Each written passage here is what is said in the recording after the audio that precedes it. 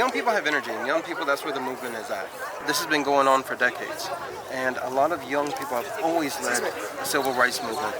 Whether you're talking about Selma, Alabama, right? We're talking about today.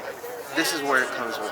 It's not just the Rosa Parks, it's also those kids who are going to school, going to college campuses, getting spit on, and that's the role that they're taking out. They are taking the American spirit just as well as anybody else is taking the American spirit. And that's why I'm here, to be a part of that as well.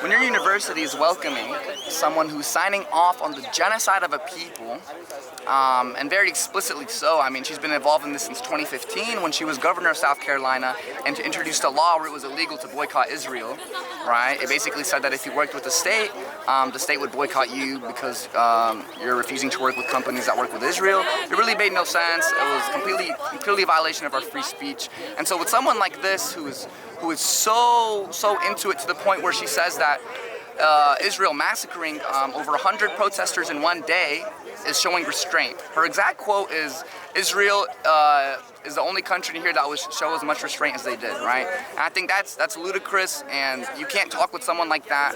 People told us, hey, maybe you should just have a Q&A, right? Just talk to her.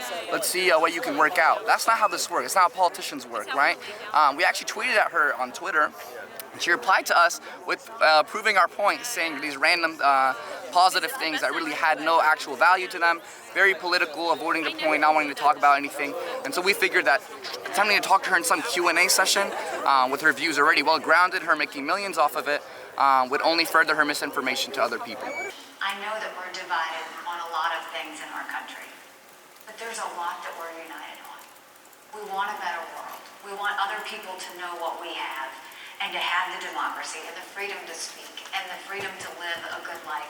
We know those things. And if we could just come together on those issues that we do agree and be a louder voice for it, we could make a huge difference in the world.